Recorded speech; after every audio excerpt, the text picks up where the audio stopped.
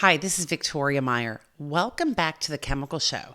This is episode 158, and it's a short episode reflecting on the key themes coming out of the recent AFPM IPC 2024. IPC, if you don't know, stands for International Petrochemical Conference. It's held every year in San Antonio, Texas.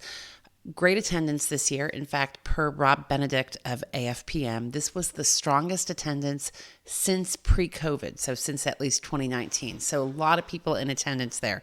This is one of those conferences where, I like to call it speed dating. You guys know the ones. The opportunity to see lots and lots of people, leaders and companies go from meeting to meeting to meeting. It can be a little overwhelming, but also it's a lot of business takes place, a lot of action happens, etc.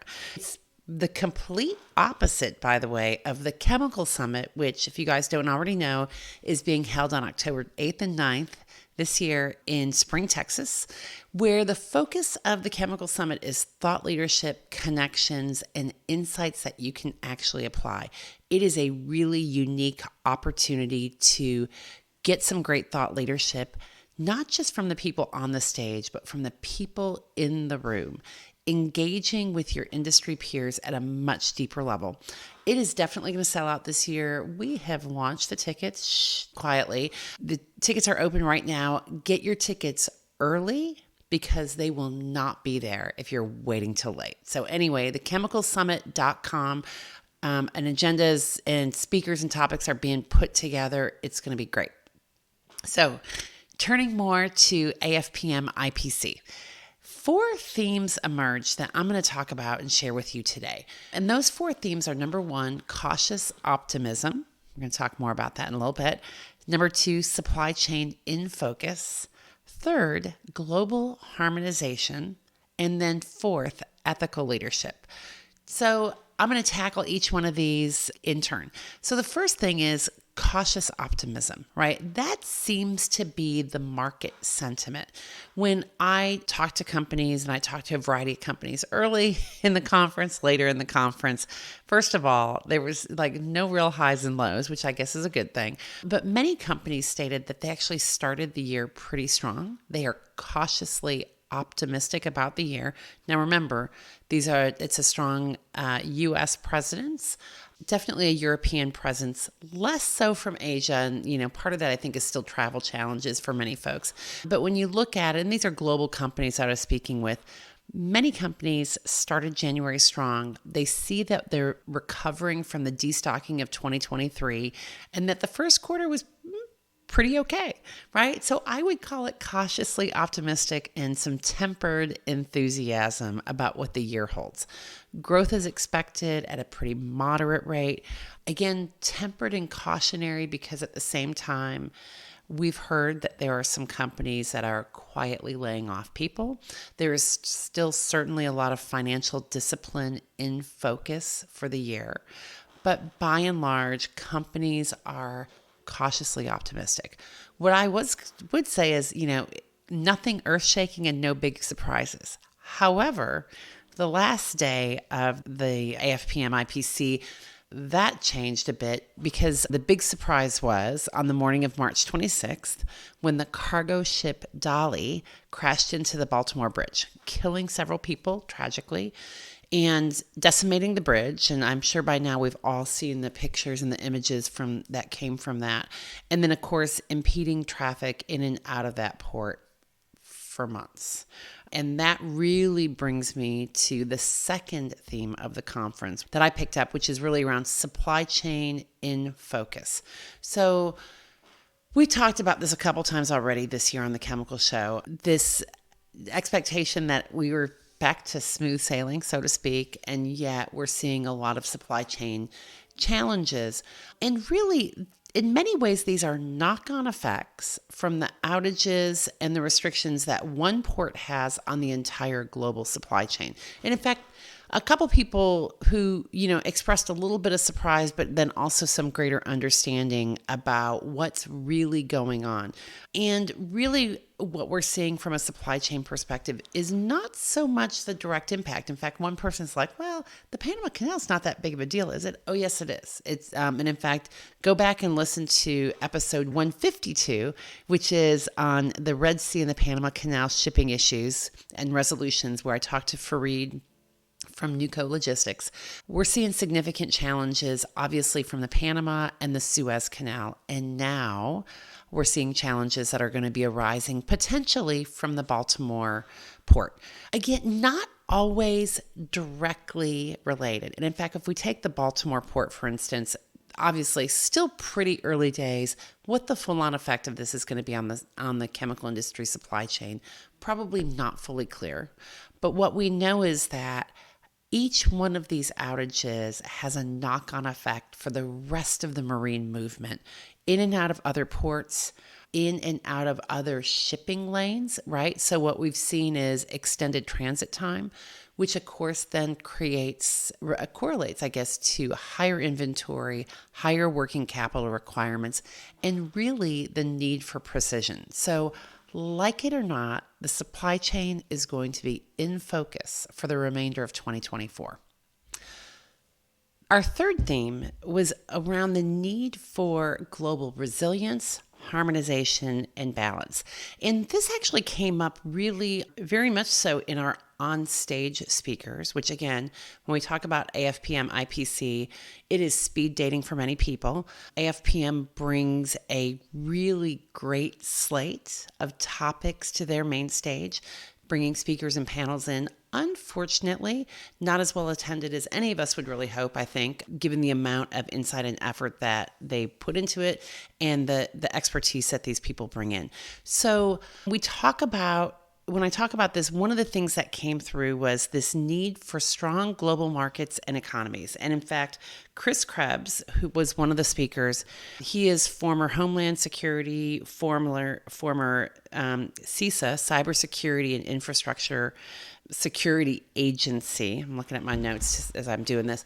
And he spoke about digitization and AI and cybersecurity, and that was one element of what he talked about. But he also talked about the reality is when you look at our global economic environment, economic, geopolitical, et cetera, right? Let's just talk about it. Our global world, business, policy, et cetera. We really need a strong Asia, Europe, and North America. So, let's boil it down. China, Europe, and US. We need strong markets and economies in focus and in balance. So we've got a lot of trade tensions going on. We've obviously got some concerns about Chinese growth and Chinese economy. But the reality is we need the globe in balance, and we need our markets to be in balance, and we need to create harmonization across that. So that was one touch point on that. The second piece that came through, and Peter Huntsman spoke at the event, and he called for a true European industrial policy, right, to combat deindustrialization, to be more pragmatic about decarbonization. And of course, we heard a little bit of this harmonization at WPC. I talked about that last week on the Chemical Show, and just this need for unification, maybe not unification of policy, but certainly alignment and harmonization, right? There is always going to be some differences and differentiation, and that's okay, but we want harmonization as well. And one of the things that we talk about is the fact that, numerous plants and assets have shut down in the past 2 years in Europe in particular. Their current policies are anti-industry, right? Let's just call a spade, especially when we look at some of the decarbonization requirements, greenhouse gas emissions requirements, other policies that are getting put in place, particularly around sustainability, appropriate in some ways, but when you look at the bigger picture, we're killing off industries, we're killing off business. It's making European companies less cost effective, harder to compete, and ultimately shutting down business, which is bad for Europe and its people. And it's really bad for the globe when you think about the need and the long-term effect of having strong economies around the globe, balanced industries, and more. So that's the third theme that I want to emphasize is this need for global resilience, harmonization, and balance. And then that ties in some ways to my fourth theme. And I think this is one that I'm not sure everybody would say they picked up at AFPM, but I think it's one that comes through, and it was certainly spoken about on stage. And this is around leadership and ethical leadership, right? So if I tie back to this European industrial policy that we just talked about a moment ago, that is a leadership issue, a European leadership issue that, frankly, the call from stage was we need leaders to step up and be leaders and make decisions that are robust for business and people and for the fundamental effects that you want to have, right? So industrial policy, rational decarbonization, rational decision making, those were all calls for European leadership. I would say we want those same calls for leadership around the globe. And in fact, one of the topics that was on the main stage again, and it's also a topic that frankly, that I pick up in sidebar conversations in the one-on-one meetings is around ethical leadership. So Gulay Sarat-Kulu from BASF led a talk about ethical leadership. Very insightful. Gulay is a great leader. In fact, if you have not heard her episode of The Chemical Show yet, you should do that. She was on episode 63, Leveraging Partnerships, Innovation and Delivering Solutions. Great episode and some great insights about Gulay and who she is as a leader and how she's developed her career and what's really important. But I think this theme of leadership is really critical, and it's one that is always in focus. And if it's not always in focus, it should be in focus, right? So I think the chemical industry is filled with great leaders, setting a great example, expecting high levels of leadership and standards from those around us. The ethical leadership piece of this was really about putting people into management and leadership positions who will promote and be an example of ethical, appropriate conduct in their actions and relationships in the workplace. To me, it's really about putting your personal values into leadership. It's about allowing people to question decisions appropriately. That's sometimes hard. Understanding that the decisions that you're making need to be moral and ethical and serving your company appropriately, the country appropriately, the industry appropriately, right? So it's a bit of this not being single-minded. We've had a few examples of bad actors this year. I don't know enough details. If you want to ask me about that, I can share what I know.